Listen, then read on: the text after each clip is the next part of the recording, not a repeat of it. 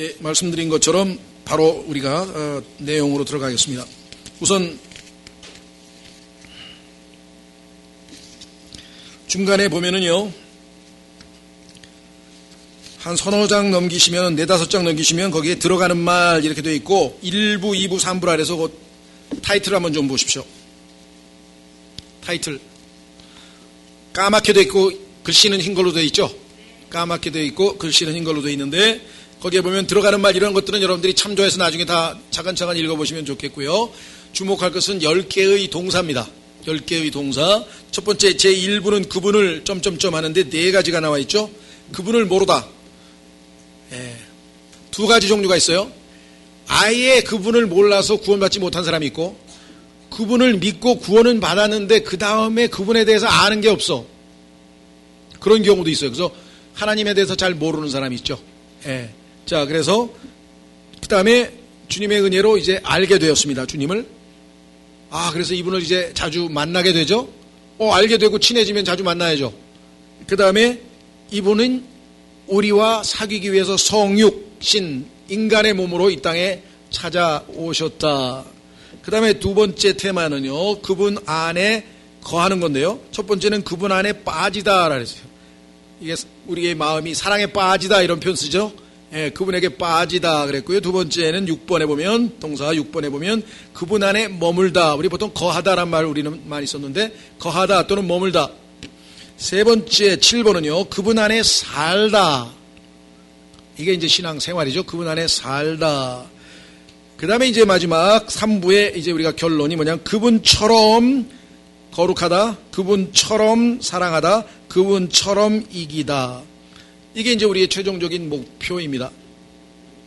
혹시 여러분들 여기 계신 분 중에서 나는 이 도서출판 킹제임스 성경에서 나오는 성령의 열매라는 책을 읽어본 적이 있다. 한번 손 들어보세요. 나는 읽어봤다. 그냥 뭐 솔직하게 들어보세요. 몇 명인가 좀 예. 그 책에 보면 앞부분에 저에게는 잊혀지지 않는 그 내용이 하나 들어있어요. 여러 가지 중에서. 그 중에 하나는 뭐냐. 제임스 낙스 형제님이 설교하는 가운데 뭐라고 했는가 하니, 나는 이제껏 평생 그리스도인으로 살면서 예수님을 위해서 사는 사람은 많이 만났습니다. 예수님을 위해서 헌신하고 헌금을 바치고 뭐 열심을 내고 돈도 하여간 정말 주님을 위해서 살고 싶어 해서 애를 쓰는 사람은 많이 만났습니다. 그러나 예수님처럼 사는 사람은 별로 만나보지 못했습니다. 하나님께서 원하시는 것은 예수님을 위해서 사는 게 아니라, 위해서 살지만 예수님처럼 살면서 하나님을 위해하지, 자기 방식대로 자기 스타일로 자기 열심으로 종교적 열심으로 주님을 위해서 사는 것이 전부냐? 아닙니다. 이스라엘 백성들도 주님을 위해서 지금 예수님을 안 믿고 하나님만 믿는다고 하는 사람도 있어요. 주님을 위한다고 하면서 구원도 못 받은 사람도 있어요. 주님을 위하는 게 중요한 게 아니라 주님처럼 사는 것이에요. 주님처럼 사는 것. 왜? 그분이 내 안에 들어왔으니까 그분이 살죠. 갈라디아서 2장 20절 말씀대로 내가 사는 것이 아니고 그분께서 살면 그분처럼 삶의 방식이, 우리의 삶의 모든 스타일이, 라이프 스타일이 그렇게 되어간다. 이게 여러분과 저에게 궁극적으로 주님께서 기대하시는 겁니다. 확인해 보겠습니다. 졸릴만 하면 제가 성경을 피겠습니다. 하나님이 지혜를 주셔서 어느 때 졸릴지 한번 좀. 요한일서 3장. 요한일서 3장.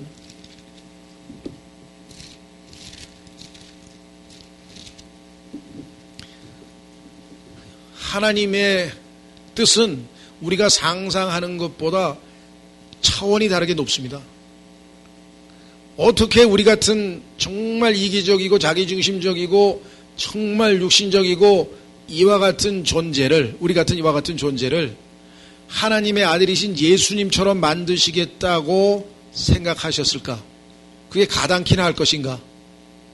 예수 그리스도의 삶을 사복음서에서 읽어보고 특히 참 인간으로서 예수님의 모습을 누가복음에서 읽어본다면 어떻게 우리가 예수님처럼 될 수가 있겠는가? 그래서 성경에서는 하나님의 최종 목표가 우리를 하나님의 아들의 형상을 담게 하는 것이에요. 예수님처럼 만드는 거예요, 우리를. 여기에 목표를 놓치면 여러분들은 신앙생활에서 많은 부작용이 생깁니다. 아마 주님을 위해서 그냥 뭐 시기심이 나기도 하고 막 열심을 더 내려고도 하고 형제를 미워하기도 하고 뭐 따지기도 하고 네가 잘났다 내가 잘났다도 하고 별짓을 다 할 거예요.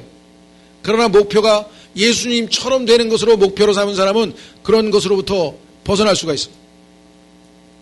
누가 뭐라든 간에 나는 예수 그리스도를 닮아가고 예수님처럼 되는 하나님의 뜻에 순종하겠다. 그게 무슨 길이든지 간에. 보세요. 요한일서 3장 1절. 요한일서 3장 1절. 보라, 하나님께서 어떠한 사랑을 우리에게 베푸사 우리가 하나님의 아들들이라 불리게 하셨는가. 이 사랑을 알았으니까 여러분과 제가 여기 와 있다고 생각합니다. 이 사랑도 모르고 여기에 계신 분 없겠죠. 그런즉 세상이 우리를 알지 못함은 세상이 그분을 알지 못하기 때문이라. 우리는 알잖아요. 예수님 우리는 알죠. 그러나 세상은 예수님을 모릅니다. 2절, 사랑하는 자들아 이제 우리는 하나님의 아들들이니라. 여러분과 저의 신분은 확실하게 하나님의 아들들입니다. 우리의 상태가 아직 하나님의 아들들의 그 수준에 이루지 못해서 우리가 전진하고 있죠. 그래서 let us go on to perfection. 완전함을 향해 나아가자. 그 얘기가 이 얘기예요. 지금 하나님의 아들의 신분에 걸맞게 우리가 빨리빨리 성장해 가자. 우리가 앞으로 어떻게 될지는 아직 나타나니 아직 성장 못했으니까 아직은 안 나타났죠. 우리 안에 그리스도께서 형성되어져 가고 있는 진행 중이죠. 갈라디아서 4장 19절에 나와 있죠. 예수님께서 성성되어져 가고 있습니다. 마치 잉태된 아이가 엄마 아버지를 조금씩 닮아가면서 뱃속에서 어머니의 그 뱃속에서 조금씩 성장해 가면서 9개월이 되면 사람의 형태를 띠고 나오듯이 우리도 예수 그리스도의 완전한 형태를 이루기까지 지금 잉태 과정을 거쳐서 진행 중에 있습니다. 아직은 안 나타났어요. 주님이 오시면 나타납니다. 여기 써 있네요. 그분께서 나타나시면 우리가 어떻게 된다고요? 그분과 어떻게 된다고요? 같게 될 줄 아노니 like him. 이것이 하나님이 원하시는 선한 일이에요.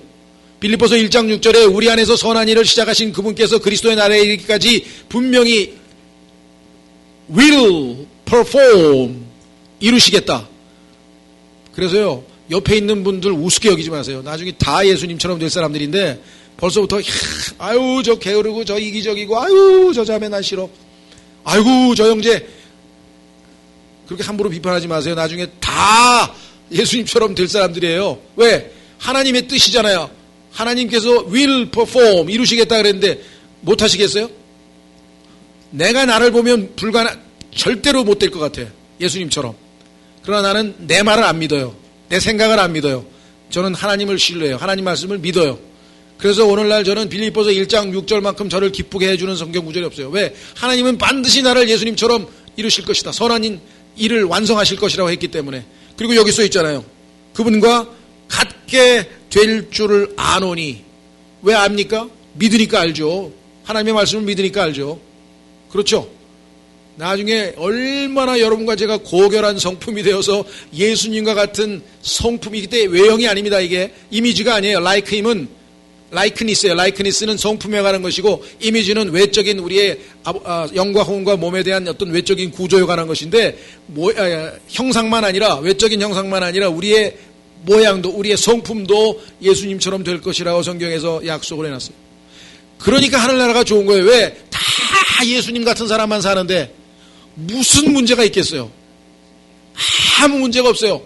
그냥 감격만. 왜? 예수님을 만나는 순간부터 그분과 교제하고 그분에 관한 책을 읽고 그분을 항상 감격이 넘치듯이 예수님처럼 변화된 사람들을 보면서 얼마나 우리가 감격하겠어요. 저 형제가 예전에 나는 그냥 앞이 캄캄했는데 언제 저렇게 예수님처럼 됐어? 이게 하나님의 솜씨예요. 이것을 감상하셔야 돼요. 옆에 있는 지체들을 바라보면서 여러분이 동역하면서 기도하면서 저 사람이 예수님을 정말 아직은 2%밖에 못 닮았지만 98%는 육신적이지만 2%가 닮아갔다. 와 저럴 수가. 나중에 가면요 2%만 부족할 정도로 될 거 아니에요. 있잖아요. 요즘에 2%가 부족합니다. 점점 변화되면 여러분들이 얼마나 놀랍게 되겠습니까? 이 목표를 놓고 한 걸음을 거기에 초점을 맞춰서 걸어가면 신앙생활이 스릴이 있고 기쁘고 어떠한 상황에서도 힘들더라도 이겨낼 수가 있어요. 목표가 확실하기 때문에. 이해가 되십니까? 하여간 요번에 좀 충분히 이 문제에 대해서 우리가 깊이 있게 좀 알아갔으면 좋겠습니다. 그래서 분명히 여러분과 저의 마지막 운명은 예수님처럼 되는 거예요. 그걸 자꾸만 그려보세요. 저는 괜히 죄송합니다. 실실 웃음이 나오면서 야, 내가 예수님처럼 된다고 누가 보면 다시 한번 읽어봐야지. 내가 나중에 이렇게 산다는 거 아니야? 이런 라이프 스타일로 산다는 거 아니야? 내가 누가 보면 한번 읽어보세요. 하나님께서 인간이면 이렇게 살라 하고 우리에게 제시하신 분이 예수님인데 그 참 인간이신 예수님의 라이프를 우리에게 보여주는 게 누가복음이에요. 저희도 지금 제 기억에 우리 교회에서 아마 2번인가 1번인가 밖에 못한 것 같은데 한번 또 기회 있으면 공부하겠습니다만은, 자, 그래서 이제 이 10가지 동사 하나하나 가는데 마지막 결론, 이게 예수님처럼 사는 거예요. 이 땅에서 주님 오시면 물론 100% 완전하게 예수님처럼 되는 거고요. 그렇죠? 예. 어느 몇 퍼센트나 될지는 모릅니다. 다만 야곱이 가장 성숙했을 때 약 4할에 야곱의 이름이 야곱이었죠. 그런데 하나님께서 이스라엘로 이름을 바꿔주셨어요. 그런데 나중에 비록 하나님이 이름은 바꿔주셨지만 다시 야곱처럼 살았던 순간들이 많이 있었어요. 그래서 누군가가 하나님께서 이름을 바꿔주신 다음에 계산을 해보니까 약 4할 정도가 이스라엘이라고 이름을 부르시고 6할 정도는 여전히 육신적인 야곱이라는 모습을 보였는데요. 여러분들 4할이면 어느 정도인지 아십니까? 늘 제가 야구에다 비교해서 좀 죄송한데 우리나라 이 프로스포츠 역사상 4할 10번에서 4번 안타를 친 4할 타자가 딱 한 명입니다. 수천 명 중에서 딱 한 명이라니까요. 그만큼 쉽지 않은 거예요. 그래서 성경에서 야곱이 10번에 4번 정도를 하나님께서 야곱이라고 안 부르고 이스라엘이라고 불렀다는 거는 그건 보통 성숙한 게 아닙니다. 그렇죠?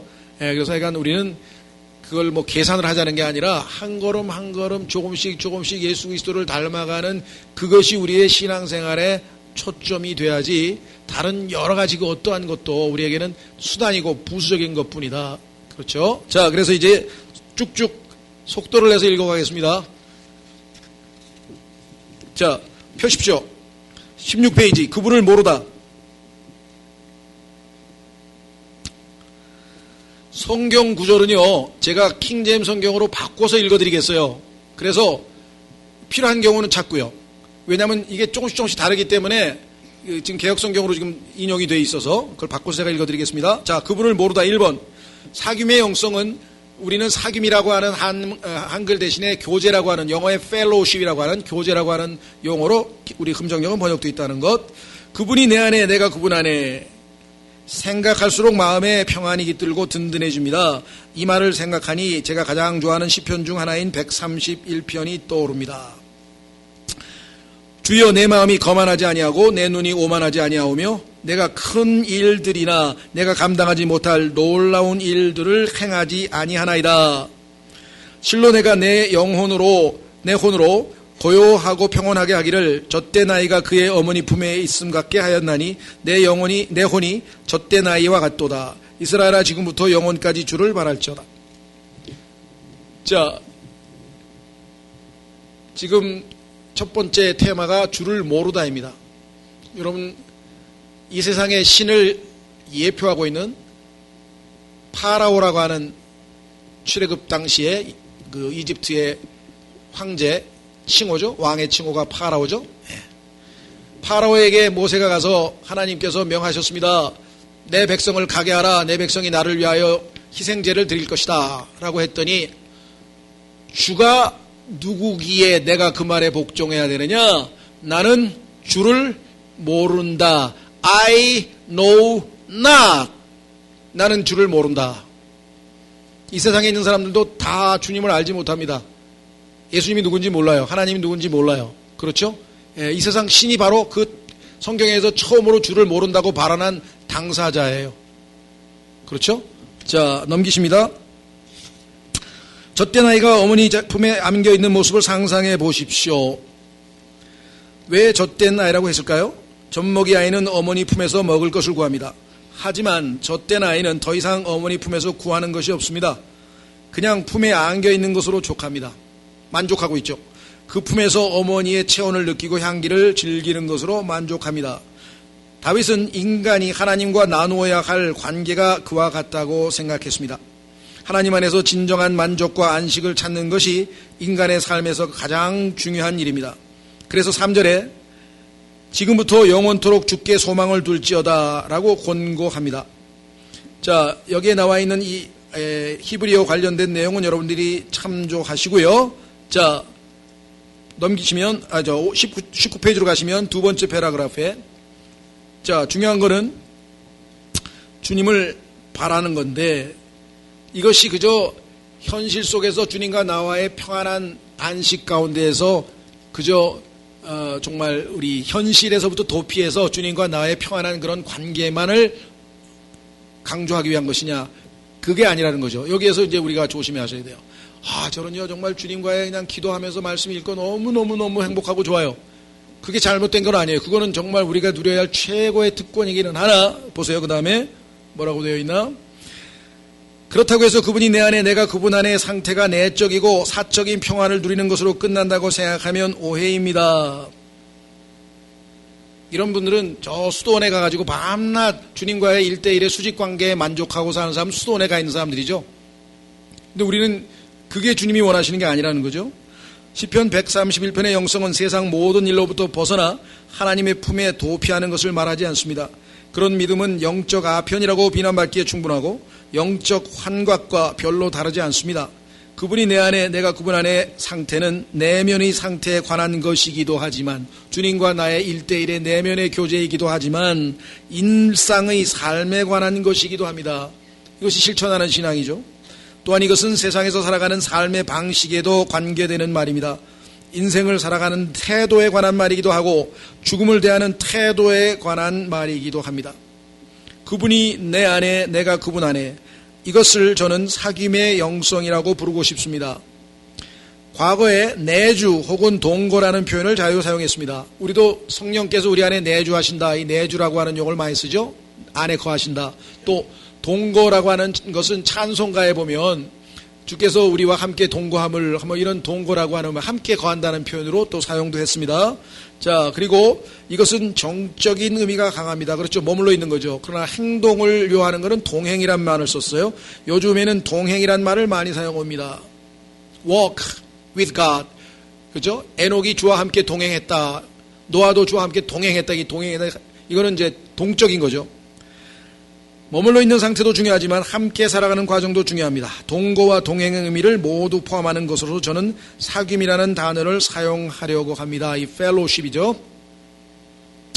그래서 빌립보서 3장에 보면은요, 주님의 고난의 교제를 맛본 사람이야말로, 고난 안에서 주님과 사귀는 사람이야말로 부활의 권능을 체험할 수 있다. 이렇게 되어 있어요. 우리의 삶에서 부활의 권능이 표현되려면 주님과의 고난 안에서의 사귐과 교제가 요구된다고 빌립보서 3장에 분명하게 나와 있죠. 자, 그래서 요한복음 15장에서 주님께서 아버지가 내 안에 내가 아버지 안에 있다고 말씀하신 것도, 너희가 내 안에 내가 너희 안에 라고 말씀하신 것도 모두 사귐을 염두에 두신 말씀입니다. 사귐의 영성은 내면적으로 깊은 위로와 평안을 누리는 것이기도 하지만 삶의 모든 영역을 뒤집어 놓는 혁명적인 것이기도 합니다.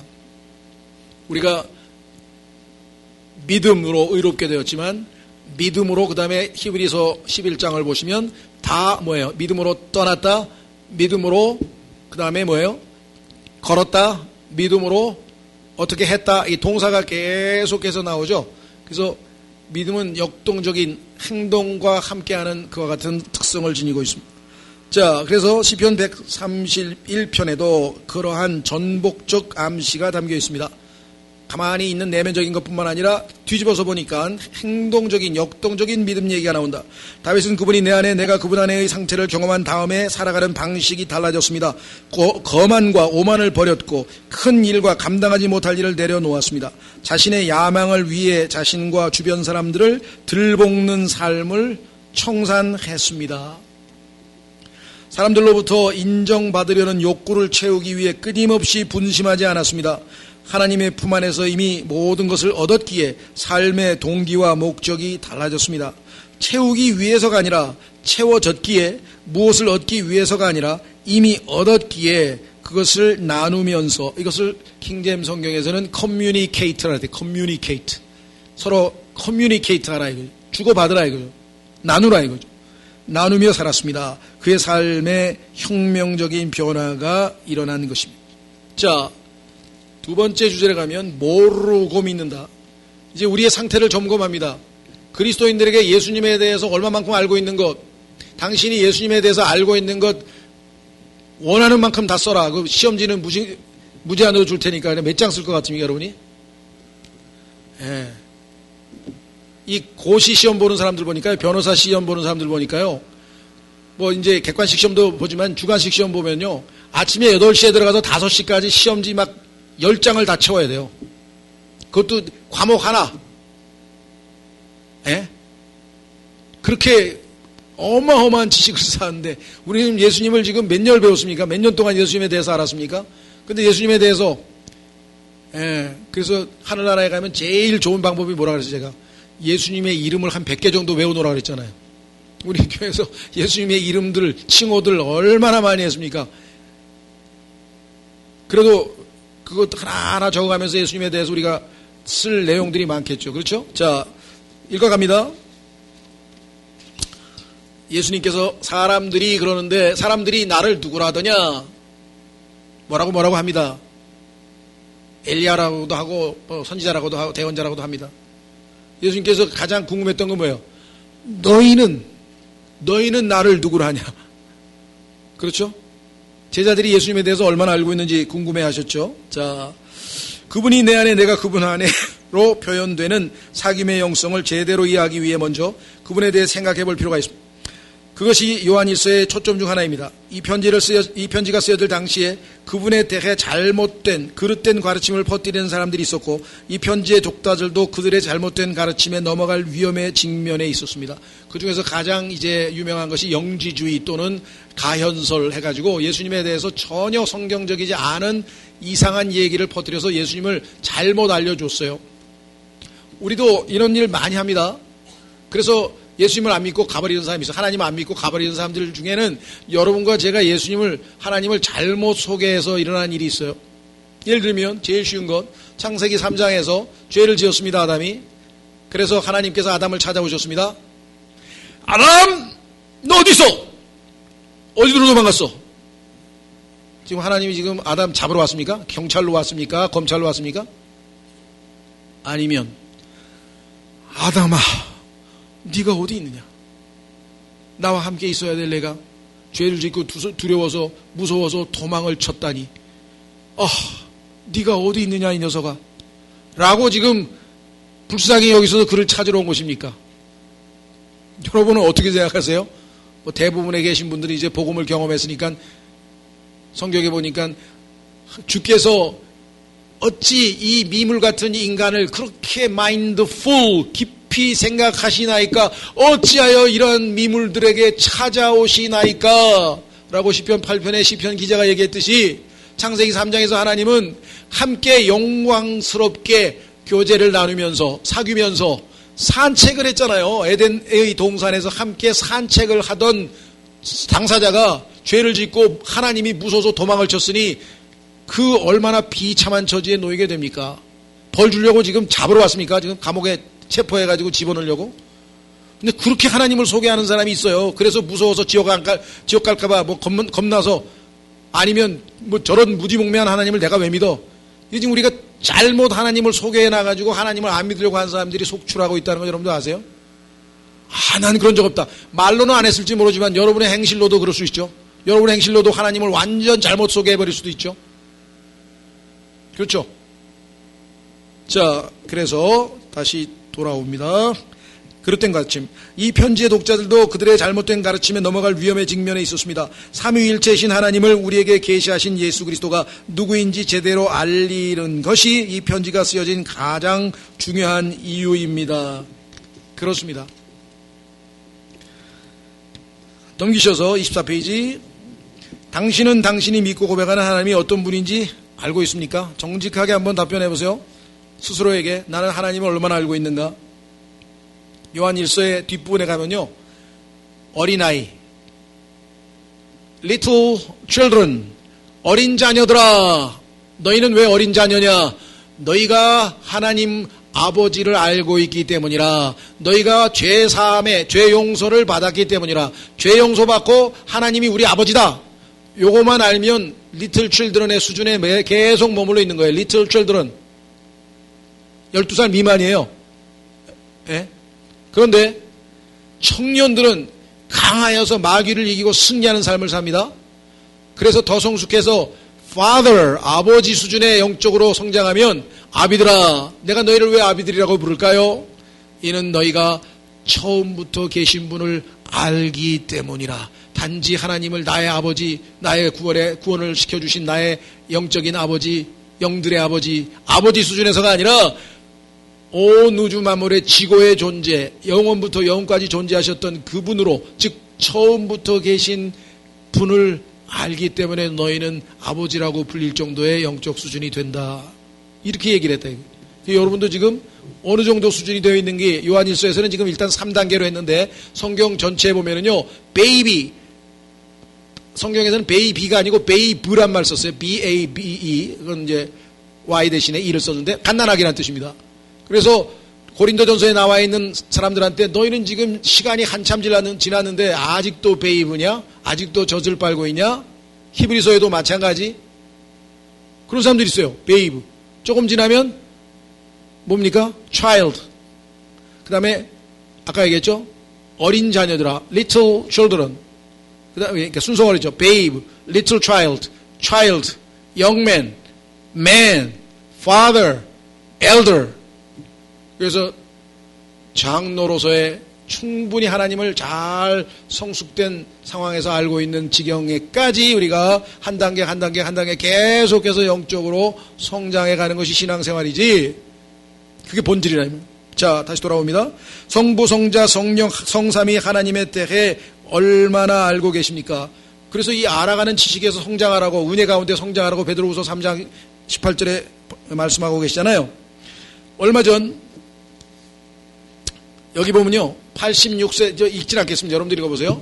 아버지, 자기가 생전에 자기 아버지에 대해서 얼마나 몰랐는지 이 목사님이 뼈저리게 느낀 거예요. 아버지 돌아가시고 나서 보니까 아버지에 대해서 아는 게 하나도 없어.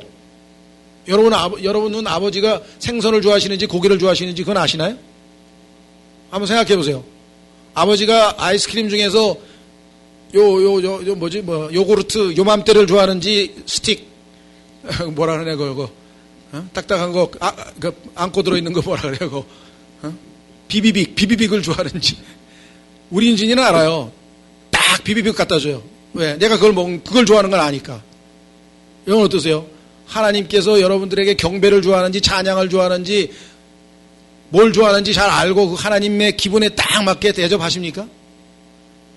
예? 한번 스스로 물어보세요. 하나님께서 하나님의 기호, 선호, 하나님은 뭘 좋아하실까? 그렇죠. 의외로 우리가 하나님께 대해서 아는 게 너무 적어요. 몇 가지 사항만 알고 있단 말이에요. 자, 그래서 이분이 너무나 뼈저리게 그걸 느낀 거예요. 예수님은 성경은 나에 대해서 증언한다 그랬어요. 창세기 1장 1절부터 계시록 22장 20절까지 예수님께서 자신에 대해서 모든 것을 다 알려주고 다 적어놨는데 예수님에 대해서 아는 거 적어라 그러니까 그냥 2장도 안 돼. 그럼 어떡하겠어요? 얼마나 섭섭하시겠어요. 그러죠? 너는 나를 그것밖에 모르냐, 이제 그것밖에 모르냐. 네요. 부부들도 마찬가지예요. 몇십 년 지났는데 아직도 서로 모르는 사이. 부부싸움하다 나를 그렇게 몰라? 그런다고요. 그런가? 여러분 어떠세요? 다 알아요? 모든 걸 다 합니까? 예수님은 자신의 모든 것을 다 알기를 원해서 다 계시해 주신 거예요. 다 알려주신 거예요. 근데 우리가 게을러서 엉뚱한 데 마음을 쓰고 이것을 알아가는 일에 소홀히 하면 얼마나 섭섭하시겠는가 한번 생각해 보세요. 그렇죠? 그래서 나중에 솔로몬의 아가에서 그 여인은 너무나 예수님을 깊이 알아가다 보니까 그냥 너무 마음에 뭐라 했어요? 나의 사랑하는 이는 모든 것이 사랑스럽도다. My beloved is altogether lovely. altogether lovely. 나의 사랑하는 이는 모든 것이 사랑스럽다. 여러분 그렇게 해보셨어요? 아니면 하나님은 정말 원망스러울 때가 너무 많으셔. 왜 내가 원하는 건 하나도 안 해주시고 맨날 이러실까 저러실까 뭐 그런 생각하셨어요? 하여간 스스로 한번 생각해 보세요. 하나님께서 여러분이 얼마만큼 만족을 드렸는가. 자, 그래서 그 내용은 여러분이 한번 쭉 읽어보시면 좋겠습니다. 좋은 간증이에요. 근데 시간이 없어서 그냥 짧게 넘어갑니다. 자, 그래서 이 사람은 지금 뭐라 그랬냐. 하나님과 자기와의 관계를 여기서 깨달은 거예요. 야, 내가 하나님에 대해서도 우리 아버지 모르는 것만큼 너무 모르고 있구나. 즉, 그리스도인도. 자, 보세요. 27페이지. 아버지를 안다고 했지만 너무도 몰랐던 것을 자책하고 회개하면서 우리의 믿음도 그럴 수 있겠다라고 생각했습니다. 늘 하나님을 믿는다고 생각하고 정기적으로 그분의 이름을 부르고 주일마다 빠짐없이 그분께 예배드리고 기도하고 찬양하지만 정작 그분에 대해서 아는 것이 별로 없는 것, 이것이 우리 대다수의 현실이 아닐까 싶었습니다. 실제로 과거에 제가 아버님과 소통하던 식으로 우리도 하나님과 소통하고 있지 않습니까? 제가 아버님을 존경했듯 우리도 하나님을 높이고 찬양합니다. 제가 문제가 생길 때 아버지 앞에 무릎을 꿇고 청을 들었던 것처럼 우리도 문제가 생길 때마다 하나님을 찾습니다. 제가 아버님을 찾아 뵐 때마다 항상 저를 하여 높였던 것처럼 우리도 하나님을 최대한 높입니다. 그러한 일을 반복하는 중에 하나님을 잘 알고 있으며 잘 섬기고 있다고 착각합니다. 삼위의 하나님이 누구인지 관심도 없는 채로 그분을 예배하고 섬긴 결과가 무엇입니까? 하나님께 행하는 모든 일이 하나님 중심이 아니라 자기 중심이 되어버립니다. 아버님을 조금 알고 나니까 제가 과거에 효도라고 했던 행동들이 얼마나 제 중심이었는지 깨달았습니다. 아버님을 조금 알고 나니까 이제는 제 중심이 아니라 아버지를 중심으로 생각하고 행동해야겠다는 깨달음이 들었습니다. 마찬가지가 아닐까요?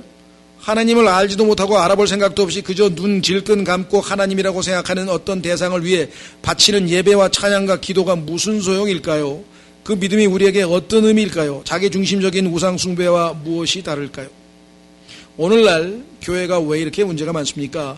문제의 원인을 따져보면 할 말이 많겠지만 그 모든 문제는 우리가 하나님을 모른다 혹은 우리가 하나님에게 관심이 없다는 것에 귀결되지 않을까요?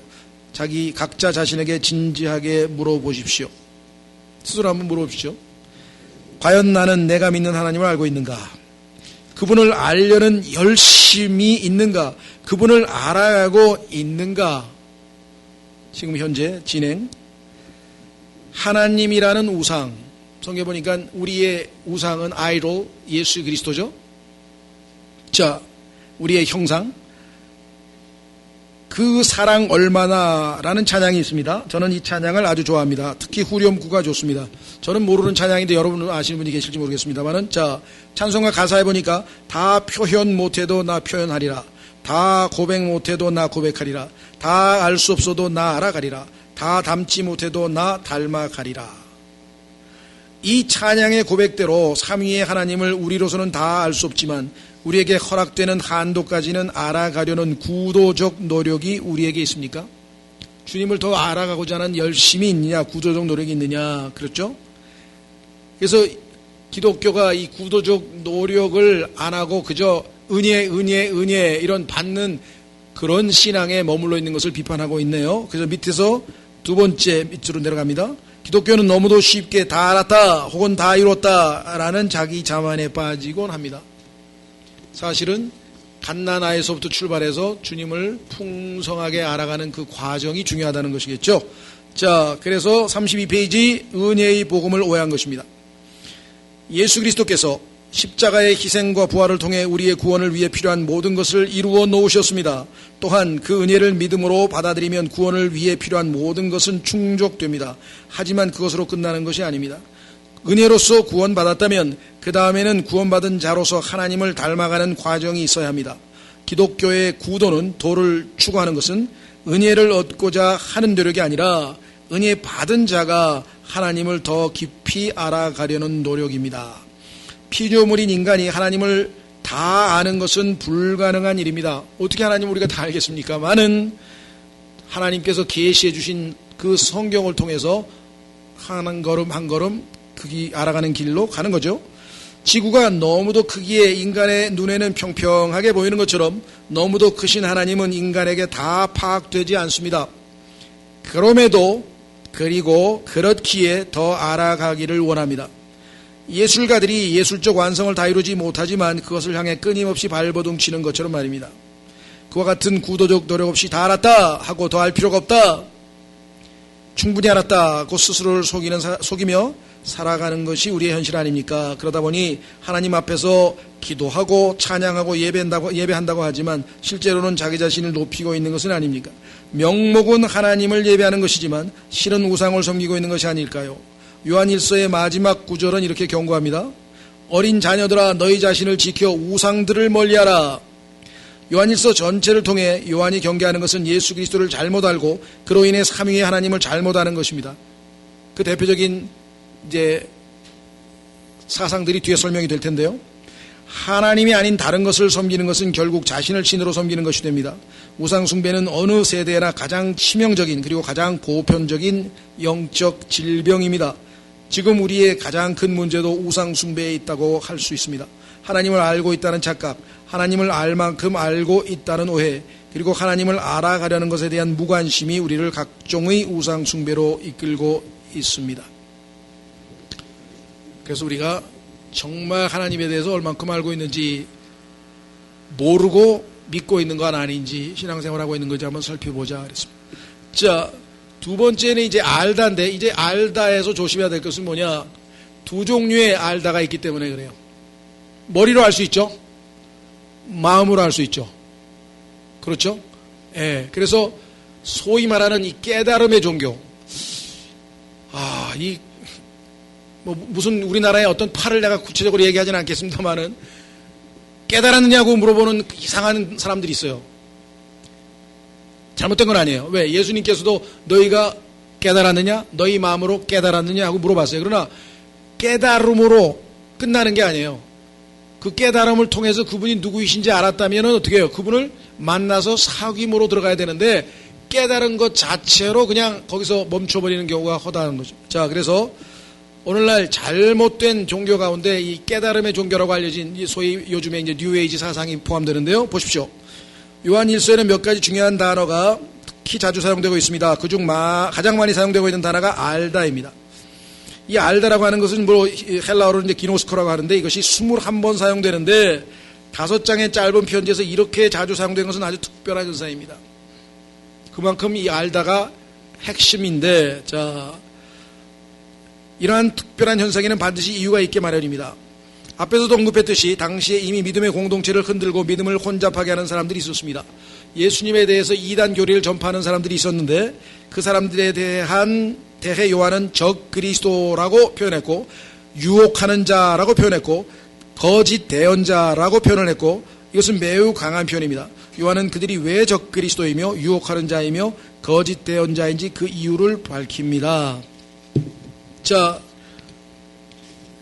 거짓말하는 자가 누구냐? 예수께서 그리스도이심을 부인하는 자가 아니냐? 아니면 누가 거짓말하는 자냐? 아버지와 아들을 부인하는 것이죠. 밑으로 내려가면 예수 그리스도, 요건 찾아야 되겠네요. 요한일서 4장 3절은 그 개역 성경에서 한 줄을 완전히 빼먹었기 때문에 우리가 좀 확인하고 넘어가겠습니다. 요한일서 4장 3절로 가서 요한일서 4장 3절.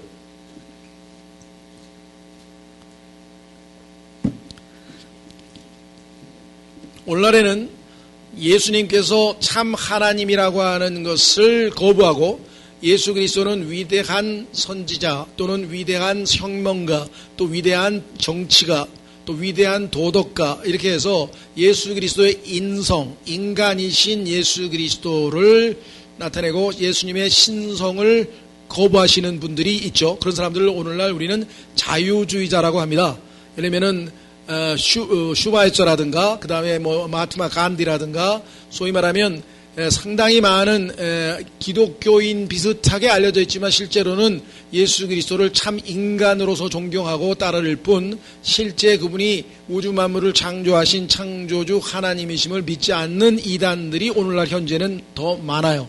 그런데 초창기 교회 시대의 초창기에는 반대로 예수 그리스도는 하나님이시라는 사실은 받아들이는데 그분이 참 인간으로 오셨다. 즉 인간이신 예수님을 거부하는 그런 이단이 있었어요. 그래서 그 이단을 지적하고 있는 거예요. 지금 요한일서 4장 3절. 요한일서 4장 3절. 예수 그리스도께서 육체 안에 오신 것을 시인하지 아니하는 영마다 하나님께 속하지 아니하였나니 이것이 적 그리스도의 그 영이니라. 그것에 관하여는 그것이 오리라는 말을 너희가 들었거니와 그것이 지금 이미 세상에 있느니라. 즉 예수 그리스도의 인성, 인간이신 예수님을 거부하고 있던 이단이 초대교회 시절에 있었는데 그것에 대해서 예수님은 참 하나님이시고 그 참 하나님이신 분이 참 인간이 되셨다. 그래서 인성, 예수님의 인성, 혹시 우리 교회에서 나온 책 중에 그리스도의 인성이라고 하는 책이 있죠. 그 책은 우리 2012년에 우리 교회 창립 15주년 기념 행사로 제임스 낙스 목사가 오셨을 때 그분이 전했던 메시지의 테마가 그렇죠. The humanity of Jesus Christ. 예수 그리스도의 인성, 인간으로서 예수님. 그래서 그것을 나중에 확대해서 보완해서 책으로 냈잖아요. 초창기에는 그것을 인정하지 않는 사람들이 있었다는 겁니다. 자, 36페이지, 38페이지 아래쪽. 그들은 예수께서 육신을 입고 오셨다는 성육신의 진리를 부정했습니다. 그 외에도 잘못된 가르침이 많았지만 이것이 제일 중요하고 또한 핵심적인 오류였습니다. 그래서 요한 1서에서 강력하게 이 문제를 지적하고 있었는데요. 학자들은 이들을 영지주의자라고 하는 것은요, 오늘날로 치면은 우리는 아는 사람이야, 너희는 무지하고 우리는 아는 사람이야, 깨우친 사람이야, 뭐 이런 뜻이에요. 두 번째, 혹은 가현설을 믿는 사람들, 이 도세티스라고 하는 것은 가현설은 뭐냐면 예수 그리스도의 신성이 그렇죠? 이 땅에 태어난 예수님 위에 머물러 있다가 예수님께서 십자가에서 죽으실 때 예수님의 신성은 사라지고 예수님은 사라지고 말았다. 그래서 아주 이 이단 중에서 예수 그리스도의 인성을 거부하는 또 다른 이단입니다. 자, 그래서 영지는 헬라어 그노시스의 번역인데 신비로운 지식이란 뜻입니다. 이 사람들은 그노시스를 통해 구원을 받았다고 믿었기 때문에 이렇게 이름을 지은 것입니다. 이때 당시에 아주 강력한 미혹이었는데요. 무슨 뜻이냐? 영지주의자들에 따르면 인간은 누구나 미망에 빠진 것으로 믿고 살아갑니다. 무지에서 살아가는 인간에게 깨달음이 필요하다. 그것이 모든 인간고의 원인입니다. 자, 불교에서는 인간의 고통이 모든 것의 원인이라고 하죠. 이들은 인간의 무지, 알면 된다, 깨달으면 인간은 구원받을 수 있다, 이렇게 했어요. 그래서 그와 같은 불행과 고난으로부터 구원받기 위해서는 영적인 지식을 얻어 신에 대해, 창조에 대해, 그리고 인간에 대해 진실을 알아야 합니다. 그러면 모든 미망에서 벗어나 구원을 얻습니다. 말하자면 영지주의는 깨달음의 종교입니다.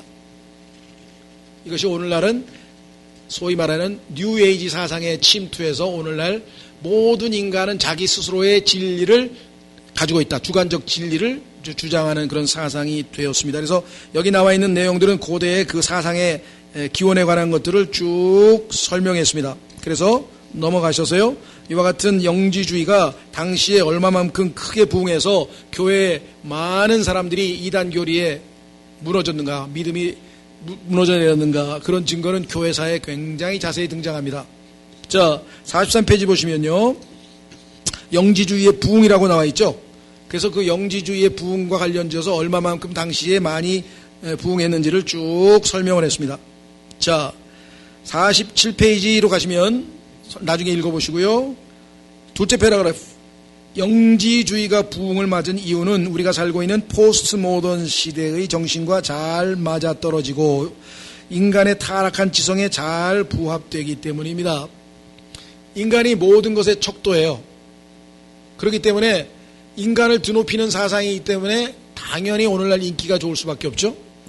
자, 포스트란 말은 후죠. 여러분 잘 아시는 거, 포스트라고 하는 말은 나중이란 뜻인데요. 모더는 이성을 최고의 가치로 생각하는 근대라고 하는 세상에 우리가 살고 있다가 이성으로 해결 안 되는 문제가 너무 많이 생기니까 이성을 넘어선 그 다음 시대, 그래서 포스트 모던이란 말이 생겼습니다. 포스트 모던 시대의 가장 큰 특징은 절대적 진리에 대한 부정입니다. 왜? 모두가 주체적 존재이며 모두가 자신의 판단과 욕구를 따를 권리가 있다는 믿음입니다. 객관적인 절대적 진리는 없다. 각자가 자기가 주장하는 올바른 진리대로 살면 그것이 인간이 가장 행복할 수 있다. 이렇게 얘기를 하니까 오늘날 뭐 최고의 인기를 구가하죠. 자, 48페이지로 넘어가셔서 그렇기 때문에 포스트 모던 시대 사람들은 죄라는 말을 싫어합니다. 절대적 기준인 죄 싫어합니다. 옳고 그름을 따지지 말자고 합니다. 왜? 어떤 사람에게는 이것이 옳지만 그 사람에게는 그것이 아닐 수도 있으니까. 그렇죠? 그래서 각자 자신의 깨달음대로 살아가도록 허용하고자 합니다. 다양한 형태로 퍼지고 있는 뉴에이지 사상과 종교는 현대판 영지주의라고 할 수 있습니다. 솔로몬이 고백한 것처럼 해 아래 새 것은 없죠? 예, 오늘날 뭐 뉴에이지? 야, 새로운 시대? 오, 멋있다. 아니에요. 이미 오래전에 영지주의라고 하는 이름으로 있었던 깨달음의 종교의 대표적인 겁니다. 영지주의의 기독교는 다른 종교와 얼마든지 섞일 수 있습니다. 그래서 혼합 종교가 되어버립니다. 뉴에이지도 마찬가지입니다. 인간의 내면에 신적인 불꽃이 있어서 그것을 발견하고 인정하고 드러내는 것이 구원이라고 가르칩니다. 기독교라고 하는 이름은 가지고 있지만 전혀 성경과 다른 이야기를 하고 있는 것이 뉴에이지입니다. 자, 그래서 성경은 진정한 신앙은 깨달음이 아니라 깨달음을 넘어서서 알죠. 깨달았죠. 아, 내가 죄인이구나. 그걸 깨달았죠. 그러나 거기서 멈추면 안 되고 만남이 필요해요. 만남. 예수님을 만나야 돼요. 자, 49페이지에 깨달음이 아니라 만남. 요한이 편지에서 알다라는 단어를 자주 사용한 이유가 여기 있습니다. 참된 지식, 영적 지식, 비밀 지식을 가졌다고 주장하는 영지주의자들에 맞서 참된 믿음이 무엇인지를 설명하려다 보니 그들이 자주 사용하는 단어를 빌려 쓴 것입니다. 자, 50페이지. 요한일서의 최대 관심이 뭐냐? 예수님이 누구이신지를 알려주는 거예요.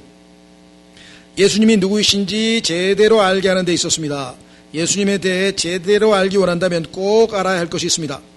다른 것은 다 안다 해도 그것 하나를 모르거나 부정하면 제대로 알 수 없습니다. 그것이 아까 얘기했던 바로 예수님께서 육체를 입고 이 땅에 오셨다는 그 사실을 이해해야 된다. 51페이지. 그래서 영지주의는 성육신, 즉 하나님이 육신을 입고 우리 가운데 오셨다는 것을 부정합니다. 자, 졸고 계신 분이 몇 분 계신 것 같으네. 예. 디모데전서 3장 16절로 가서 이것이 얼마만큼 핵심적인 기독교의 교리인가 한번 확인해 보겠습니다. 디모데전서 3장 16절은 예수 그리스도의 인생을 성령님께서 단 한 줄로 요약하셨어요. 정말 지혜로우시죠? 예수 그리스도의 인생을 성경에서 보면은 한 줄 또는 두 줄로 짧게 요약을 해놨는데, 정말 그 성령님의 그 지혜에 우리가 압도당합니다. 와, 참 놀랍다. 그 중에 하나가 바로 이 디모데전서 3장 16절입니다. 기록하기를 논쟁의 여지가 없이, 논쟁할 필요가 없어. 너무나 절대적인 진리이기 때문에. 뭐가? 하나님의 성품의 신비는 위대하도다. 하나님의 성품의 신비. 어떤 신비냐?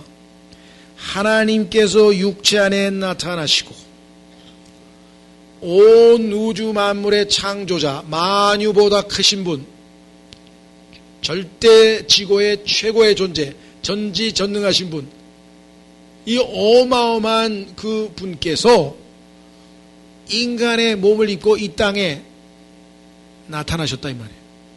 자, 그래서 여기서 하나님의 성품, 하나님께서라고 하는 요 하나님이란 단어가 얼마나 많은 사람들에게 눈에 가시 같았을까요? 왜? 성육신을 안 믿는데, 하나님이 인간이 되는 것을 안 믿고 있는데 성경에 하나님이 육체 안에 나타나겠다고 써있으니까 이 구절을 읽으면 기분이 좋겠습니까? 안 좋겠습니까? 여러분이 성육신을 안 믿고 있는 사람이라고 한다면, 영지주의 사상을 가지고 있는 사람이라고 생각한다면, 아니 온 우주 만물을 창조하신 하나님이 어떻게 인간의 뱃속에서 인간으로 태어났어? 그걸 어떻게 믿을 수가 있어요? 안 믿을 뿐만 아니라 얼마나 화가 나겠어요. 말도 안 된다고. 그렇죠? 그래서 어떻게 했어요? 사탄이 뒤에서 지워버려. 그 음성이 들리더니 갑자기 성경에서 싹 하고, 헬라어로 치면 여기 동그라미에다가 싹 가운데 있는 이 가운데를 살살 긁어가지고 그 필사본에서 살살 긁어가지고 없애버렸어요. 그랬더니 하나님이라고 하는 단어가 그라고 하는 대명사로 바뀌어버렸어요. 그래서 킹 제임스 성경을 제외한 모든 성서에서 하나님은 사라지고 그가 나왔어요. 그래서 그가 육체 안에 나타나시고, 그러면 이제 그가 누구냐 그러니까 예수님이래 다. 그가 예수님이야. 근데 예수님이 이 땅에서 히브리어로 유대인들의 이름 중에 예수, 여호수아, 예수아라는 이름이 많아요. 다 같은 이름이에요. 그러면 그 이름을 가지고 있는 사람들이 여호수아로서부터 해서 요시아를 포함해서 한둘이 아닌데 예수라고 하는 이름을 가지고 있는 유대인이 이 땅에 살았어. 예수님이 육체 안에 나타나셨어. 죄송합니다. 김영균이 육체 안에 나타나셨어. 신비입니까? 아니, 김영균이 그럼 육체 입고 나타났지. 그럼 그냥 환상으로 나타났나?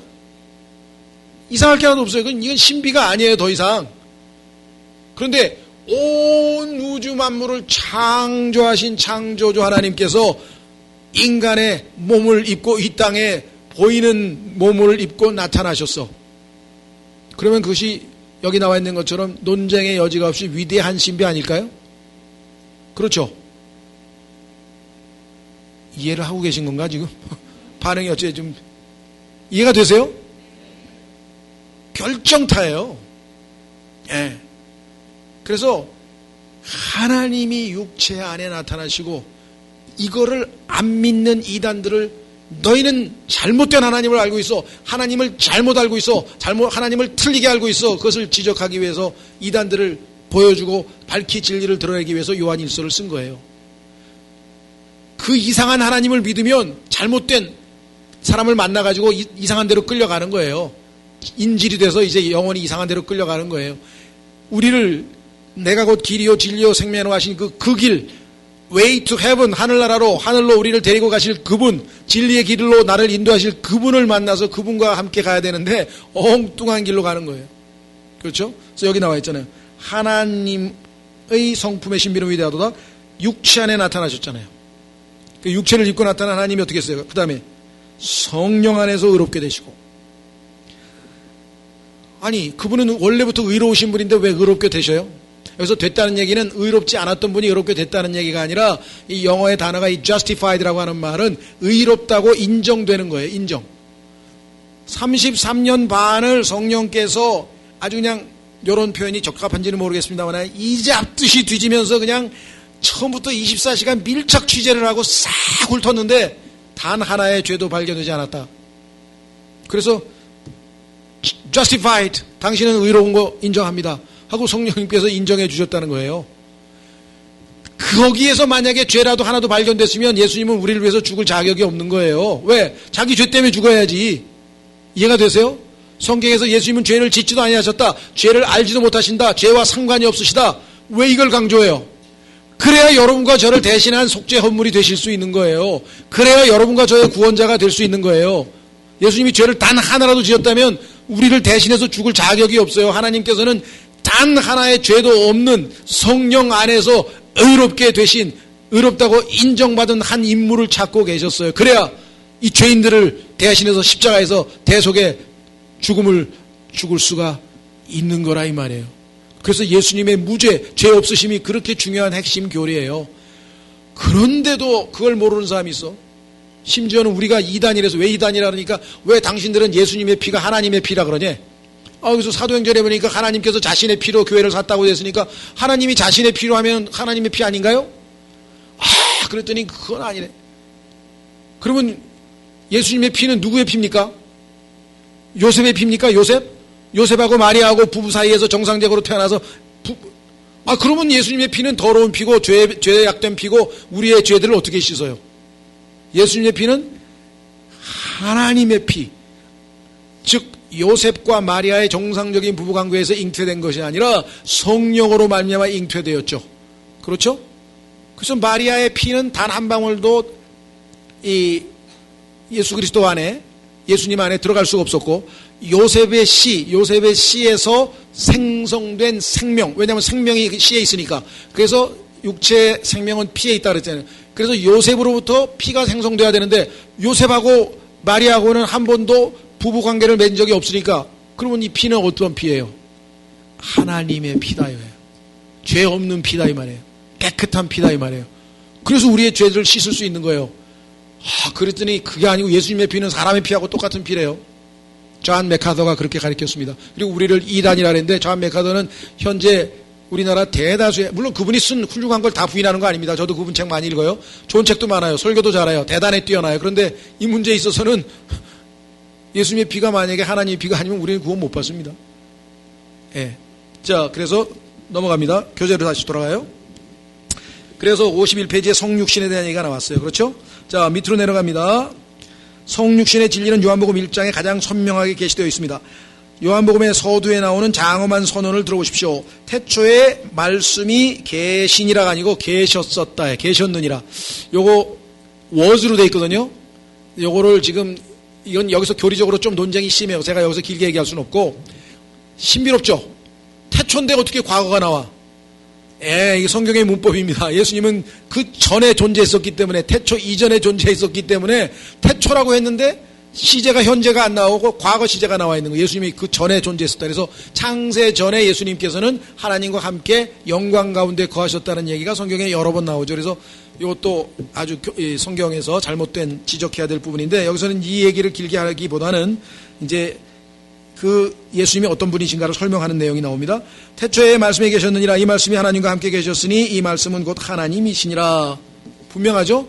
예. 자, 그 다음에 넘기셔서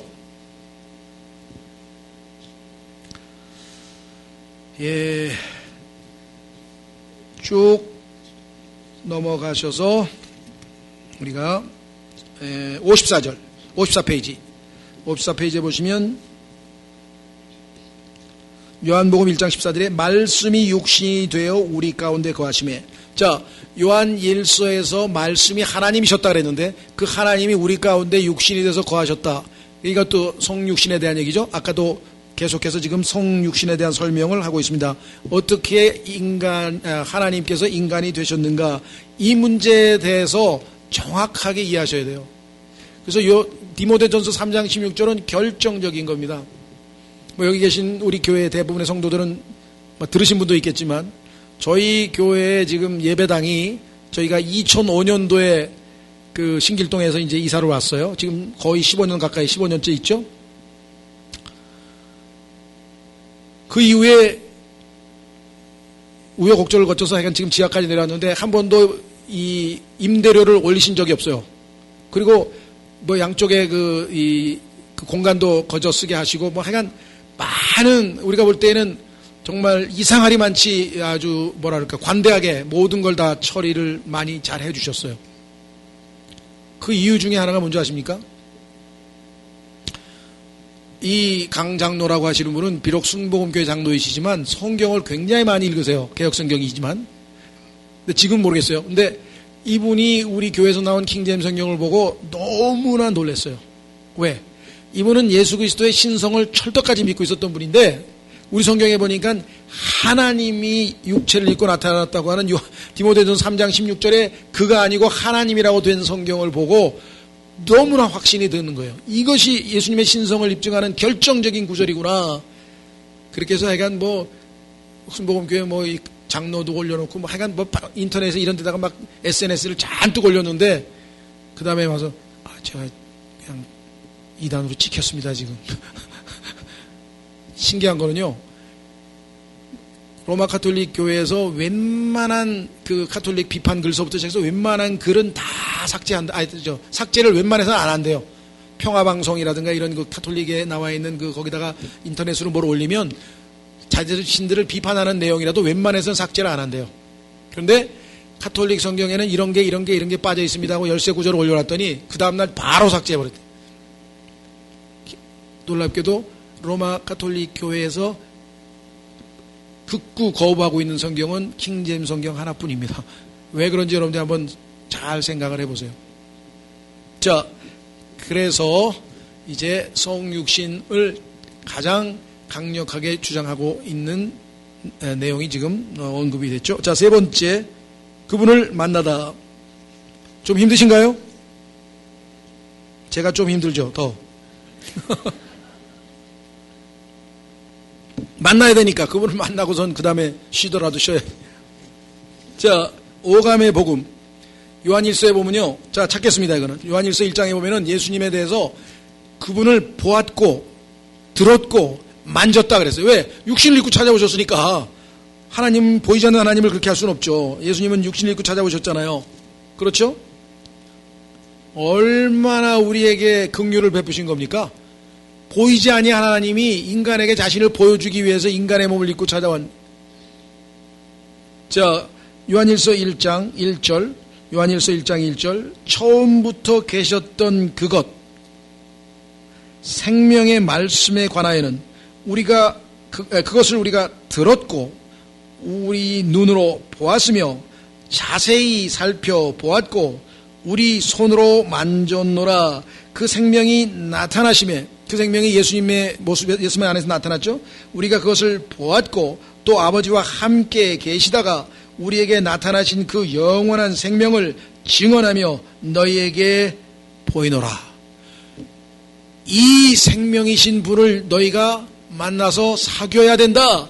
그래야 너희와 우리와는 진정한 사귐, 교제가 있게 된다. 보세요. 3절. 우리가 보고 들은 그것을 너희에게 밝히 드러내면, 왜 이걸 너희에게 알려주느냐? 너희 또한 우리와 교제하게 함이니 참으로 우리의 교제는 아버지와 함께하는 것이며 그분의 아들 예수 그리스도와 함께하는 것이니라. 우리가 이것들을 너희에게 쓰면, 이런 교제의 기쁨을 너희에게 왜 쓰느냐?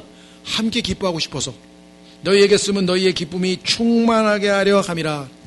여러분도 어떠세요? 여러분 친구 중에 오랫동안 홀로 지내고 뭐라 그러나 모태솔로라 그러나 하여간 뭐 모태솔로가 됐든 뭐가 됐든 하여간 그러던 아이가 그냥 갑자기 누구를 사귄다 그러면 여러분들 얼마나 기쁘겠어요. 야, 너도 사겨? 누군가가 누구를 잘 사귀어가지고 친해지고 막 이런 걸 들으면 우리가 얼마나 같이 기뻐합니까? 그렇죠? 야, 잘 됐으면 좋겠다. 야, 내가 기원할게 뭐 이러면서. 자, 57페이지 오감의 복음. 예수 그리스도께서 육체로 오신 것을 시인하는 것은 매우 중요합니다. 태초부터 있었던 그 로고스는 말씀이죠. 헬라어로 로고스란 말은 우리 킹제임스 성경에서는 word, 그 다음에 우리말로는 말씀이라고 번역된 단어고요. 이분들은 헬라어 이런 걸 가끔 쓰기 때문에 우리가 좀 이해를 하시면 좋을 것 같아요. 각자가 자신의 방식대로 깨달을 수 있는 것이 아닙니다. 왜? 하나님이 알려주시는 계시의 방식대로만 알 수 있죠. 그 로고스가 육신이 되어 우리 가운데 오셨습니다. 따라서 그분을 통하여 우리는 로고스를 알게 되고 그분을 통하여 성부 하나님을 알게 됩니다. 각자 나름의 길을 따라 깨닫는 것이 아닙니다. 자기 방식대로 깨달으면 안 되죠. 정해진 길이 있습니다. 예수 그리스도께 그분이 길이요 진리요 생명입니다. 육신이 되어 우리 가운데 오신 그분은 우리에게 깨달음의 모델이 아닙니다. 알고 만나서 알고 사귀어야죠. 우리는 그분처럼 깨달아야 하는 것이 아닙니다. 우리는 그분을 알아야 합니다. 참된 진리는 우리가 깨달음으로 이룰 수 있는 것이 아니라 계시된 진리를 만남으로써 얻는 것입니다. 자, 그래서 우리는 주님을 만나는 것이 우리에게 있어서 가장 중요하다. 자, 밑으로 내려갑니다. 옆 페이지로 59페이지로 가시면은요. 읽다가 보니까 제 얘기를 하는 것 같아가지고 제가 아주 당혹스러웠어요. 이거 왜 하필이면 내 얘기가 여기 나오나 그랬는데, 저는 바람 먹고 구름똥 싸는 남편과 삽니다. 늘 허상에 사로잡혀 공허한 논리로 시간을 죽이고 구체적으로는 아무 일도 하지 않은 남편을 두고 오는 여인이 한 말입니다. 밤낮 책만 읽고 이론만 알면 뭐하냐. 그렇죠? 꼭 제 얘기하는 것 같아요. 제가 괴로웠어요. 자, 그래서 우리 시대에도 바람을 먹고 구름똥 싸기를 좋아하는 사람들이 많습니다. 우리도 큰 성경을 파고들고 그냥 또 성경 파고들고 또 성경 파고드는데 일은 안 하고 아무것도 안 하고 그냥 뭐 하는 거지? 이렇게 되는 경우가 많죠. 어디에? 저를 포함해서 킹제임스 성경 진영에 많아요. 성경을 너무 사랑하다 보니까, 너무 공부하다 보니까 딴 건 안 하고 성경만. 자, 보세요. 그러한 사상을 좋아하고 추구하는 경향이 있습니다. 그런 식의 사상이 더 고매하다고 혹은 수준 높다고 평가하는 경향이 있습니다. 그래서 그런 종교를 찾아가거나 기독교 복음을 그렇게 변조시키려 합니다. 아까 얘기했던 영지주의도요, 우리는 아는 자다 라는 뜻이에요. 나는 아는 자다. 뭔가 자꾸 깊이 있게 뭘 알아가려고 하는 그런 것인데, 자, 우리는 그것이 아니라 실제적으로 이분을 만나서 손으로 만지고 귀로 듣고 그렇게 직접적인 만남이 있는 것이 진정한 의미에서의 우리의 신앙에 가야 할 길이다. 그렇게 얘기를 했죠. 자, 그래서 밑으로 넘기시면 62페이지 밑에서 5번째 줄에 우리의 오감으로, 여러분 오감 아시죠? 촉각, 후각, 미각, 시각, 청각, 이 5가지 감각으로 그렇죠, 구체적으로 확인할 수 있는 것입니다. 말씀이 육신이 되어 우리 가운데 오셨기 때문입니다. 그러므로 우리에게 필요한 것은 육신으로 오신 그 생명의 말씀을 만나는 겁니다. 그분의 음성을 듣고 그분을 눈으로 보고 손으로 만지는 것입니다. 자, 그래서 그 다음 테마는 하늘이 된 땅. 이 땅에 살지만 우리가 빌립보서 3장 20절처럼 우리의 행실은 하늘에서 내려온 것이다. 그렇게 얘기했죠. 하늘에 계신 예수님께서 이 땅에 오셔서 하늘에 사는 heavenly lifestyle, 하늘에서 사는 방식, 하늘에서 사는 삶의 방식을 우리에게 보여주셨죠. 확인해 보겠습니다. 빌립보서 3장 20절. 빌립보서 3장 20절. 그래서 여러분과 저는 이 땅에서 살지만 실제적으로는 생활 방식은 하늘의 생활 방식을 따르는 것이 우리가 마땅히 가야 할 길이다. 예수님처럼. 예수님은 땅에서 사셨지만 실제 삶은 하늘의 방식으로 사셨죠. 빌립보서 3장 20절. 빌립보서 3장 20절. 우리의 생활 방식은 하늘에 있으며 거기로부터 또한 우리가 구원자 예수 그리스도를 기다리노니. 우리의 생활 방식, 여러분들이 말하고 행동하는 것이요, 하나님의 말씀을 따라 한다면, 그렇죠? 이 땅에 속한 방식으로 살아가는 것이 아니죠. 그래서 예수님께서도 그런 모습을 보이셨다. 자, 우선 63페이지. 따라서 우리가 믿는 예수님을 생각할 때 2가지의 모순적인 진실을 함께 고려해야 됩니다. 첫째는 태초부터 있던 생명의 말씀이라는 진실, 예수님은. 그런데 그분이 우리와 같은 인간이라는 진실. 그래서 그분은 들을 수도 볼 수도 눈으로 만질 수도 없는 차원에 있었습니다, 원래. 그런데 그런 분이 자신을 낮추고 작게 만들어 우리가 듣고 보고 냄새 맡을 수 있게 하셨습니다. 상상할 수 있는 것이 이상으로 크신 분인데 가장 작은 것까지도 관심을 가지시는 분이십니다. 그렇죠. 시편 8편 또 한 구절 찾겠습니다. 시편 8편.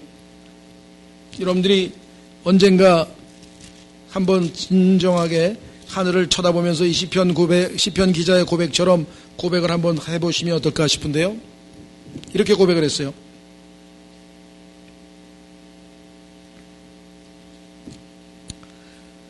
하늘을 보라보니까 하나님의 손으로 만든 그 솜씨가 너무나 엄청난 거예요. 그래서 그냥 가슴이 벅차올라서 시를 썼어요. 그래서 뭐라고 얘기했는 거 아니? 3절에 주의 하늘들 곧 주의 손가락으로 지으신 작품과 주께서 정하신 달과 별들을 내가 깊이 생각하오니. 저 무한광대한 어마어마한 우주 공간을 바라보면서 깊이 생각을 해보니까 뭐라고 고백합니까? 사람이 무엇이기에 주께서 그를 생각 속에 깊이 두시나이까. 저 무한 광대한 우주와 비교해 볼 때 인간은 너무나 미물이고 너무나 작고 너무나 형편하고 너무나 약하고 너무나 더럽고 너무나 추하고, 그런데 이 누구 말 맞다라 이 버러지만도 못한 인간에 대해서 왜 그렇게 하나님은 관심이 많으십니까? 그런 생각이 안 들겠어요, 여러분이? 저 어마어마한 우주 만물을 손가락으로 창조하신 분이 왜 이 땅에 있는 이 버러지만도 못하고 이 안에서 그냥 치고받고 싸우고 막 경쟁하고 물고 뜯고 그냥 막 죄를 짓고 그냥 막 거짓말을 일삼고 막 사기를 치고, 아우 정말 우리가 봐도 그냥 신문 한 조각 읽으면 왜 더럽혀지는, 우리 혼이 다 더럽혀질 정도의 그런 인간 군상들이 살고 있는 이 땅인데 그 인간에 대해서 왜 이렇게 관심이 많으십니까? 그런 생각이 든 거예요, 이 시편 기자가. 여러분 그런 생각 안 드세요? 그럴 때가 한번 있어야 돼요. 왜 나같이 이런 내가 봐도 한심스러운 사람을 왜 하나님은 관심을 가지고 계셨을까? 그 다음에 왜 나 같은 사람을 만나러 찾아오셨을까? 생각해 보셨어요? 저 빛으로 200억 광년을 가야 돼요. 빛으로 200억 년, 빛의 속도로 200억 년을 가야 있는 곳이 셋째 하늘인데, 뭐 우주를 연구한 사람이 그렇다 그러니까. 그런데 거기 계신 분이 이 낮고 낮은 곳에 왜 찾아와요? 생각만 하는 정도가 아니야. 인간의 몸을 입고 찾아왔어. 써 있잖아요. 그 다음 뭐라 했어요? 사람의 아들이 무엇이기에, 인간이 도대체 무엇이기에 주께서 그를 찾아오시나이까? 방문했어요. 저 셋째 아들에서 이 땅에 말구유에서 태어나시면서, 그리고 이 죄인들을 사랑하신다고 하면서 아버지의 사랑을 전하고 십자가에서 우리를 아버지 만나게 해주려고 죽으셨어요. 우리를 보배로운 피로 깨끗게 씻어서 거룩하시고 의로우신 하나님 앞에 떳떳하고 담대하게 은혜의 왕자 앞으로 나아갈 수 있게 예수님이 죽으셨다. 그런데도 그분의 사랑을 모른다? 그럼 하나님이 어떡하겠어요? 자신의 아들을 그렇게까지 희생하고 아들을 주셨는데 그 아들을 모른다 그러고 필요 없다 그러고 거부하는, 이 땅에 예수님을 거부하는 인간들을 여러분이 하나님이라면 어떻게 하겠어요? 당연히 진노로 다스리시겠죠. 진노하시는 게 너무나 당연하지 않은가요? 그런데 진노하시지도 않으시면 그분이 의롭고 거룩한 하나님이 되시겠습니까? 그렇죠. 자, 다시 갑니다.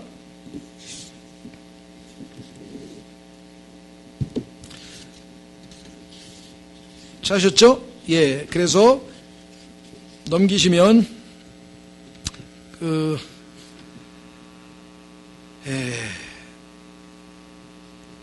63페이지의 맨 아래줄에 모든 이름 위에 뛰어난 이름을 가지셨는데 가장 낮은 자리에 이르렀습니다. 허업을 망원경으로 관측할 수 없는 온 우주보다 크신 분인데 한낮 연기와 같고 안개와 같은 나의 깊은 신음까지 아시는 분이십니다. 이분이 너도 나를 좀 알았으면 좋겠다. 내가 누구인지 좀 제대로 알았으면 좋겠다. 하나님께서 이스라엘 백성들에게 항상 징계를 내릴 때도 뭐예요? 그들이 하나님을 잘못 알았기 때문에 올바로 제대로 알게 하기 위해서 벌 주신다 그랬어요. 그것이 성육신의 진실을 믿는 사람들이 세상을 보는 시각입니다. 이것이 우리가 믿는 믿음의 역설입니다. 우리는 인간으로서는 닿을 수 없는 차원에서 계신 분을 믿습니다. 그런데 그분이 우리가 닿을 수 있는 차원으로 오셔서 당신을 드러내셨습니다. 그것이 성육신입니다. 보이지 않는 것이 보이는 것으로 왔고 썩지 않을 것이 썩을 것으로 왔으며 죽지 않을 것이 죽을 것으로 왔습니다. 그렇게 하심으로써 보이지 않는 것, 썩는 것, 썩지 않는 것, 그리고 죽지 않는 것이 우리에게 드러났고 보이는 것, 썩는 것, 그리고 죽는 것에 새로운 빛을 던져주셨습니다. 그래서 우리도 부활의 소망 가운데 영원한 생명을 누리게 됐죠. 그래서 썩고 죽어 없어지는 것이라 하여 악한 것도 아니고 무의미한 것도 아님을 알게 해주셨습니다. 우리도 예수님을 통해서 이제 하늘이 땅이 되고 땅이 하늘이 되었습니다. 예수 그리스도 안에서 그 둘은 하나가 되었습니다. 예수님과 우리의 하나됨, 이것을 아이덴티피케이션이라 해요. 예수님과 우리가 만나서 하나가 됐어요. 고린도전서 6장 17절에 그분과 합하는 자는 one spirit, 한 영이라. 그래서 예수님이 승천하실 때 우리도 그분을 따라 올라가서 예수님께서 하늘의 heavenly place, 천상에 자기 옆에 우리를 앉히셨다고 아까 에베소서에 말씀한 것처럼 에베소서 2장 6절에 써있죠. 자, 그래서 우리는 이제 이 땅에서 신앙생활을 제대로 살아가게 되는 것이 바로 그것입니다. 그렇죠? 자, 밑으로 넘기셔서 이제 마지막 테마입니다.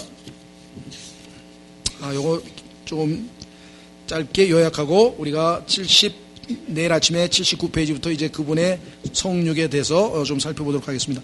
자, 그분을 아는 법 69페이지. 예수 그리스도를 아는 법.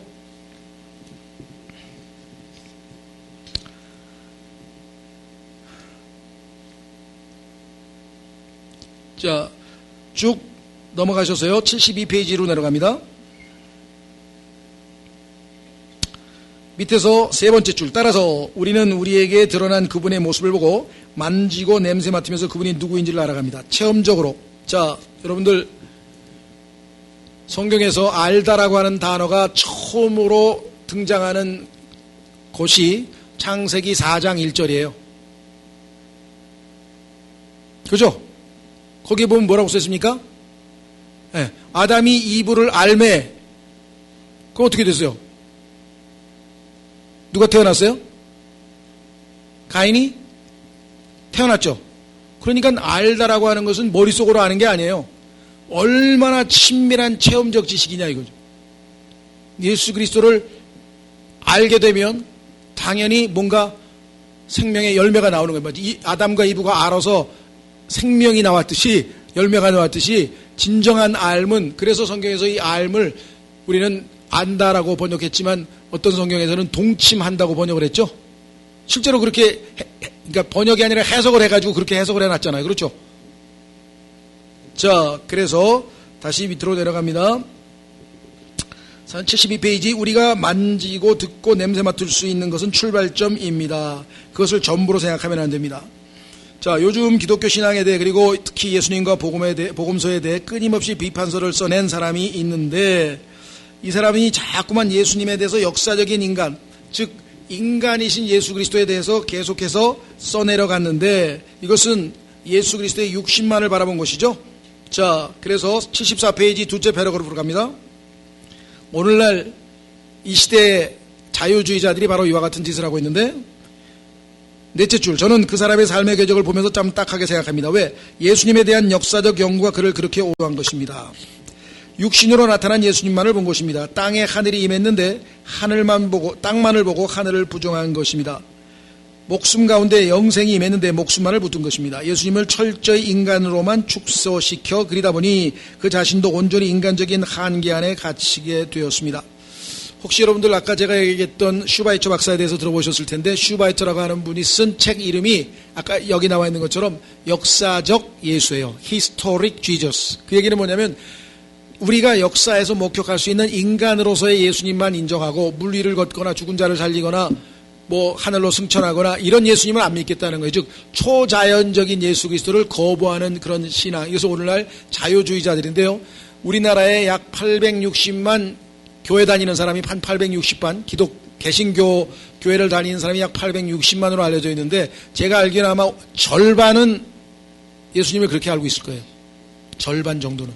얼마나, 특히 기감, 기독교 장로교하고 기독교 감리교회는 목회자들서부터 거의 다 그렇습니다. 75%의 신학생들이 예수 그리스도의 육체적 부활을 믿지 않습니다. 왜? 그런 예수님은 안 믿어요. 초자연적인 예수님은 안 믿어요. 무리를 걸어간 예수님은 안 믿어요. 육체를 입고 육체로서 이 땅에서 산 도덕 선생님으로서 원수를 사랑하신 그러한 본을 받을 만한 그런 분으로서만 예수님을 따릅니다. 의외로 많아요. 뭐 제가 또 괜히 우리나라의 그런 목사들 이름을 또 거명하면 또 그렇지만 쟁쟁한 목사들 중에 그렇게 믿는 사람 꽤 많이 있습니다. 자, 그래서 우리는 76페이지로 가시면 두 번째 패러그래프에 이렇게 써 있습니다. 요한일서에서 가장 많이 사용된 단어 앞에 알다 해당되는 히브리어의 야다는 체험적인 알을 가리킵니다. 우리말의 체득호는 습득이란 말, 다시 말하면 실제 만나서 체험적으로.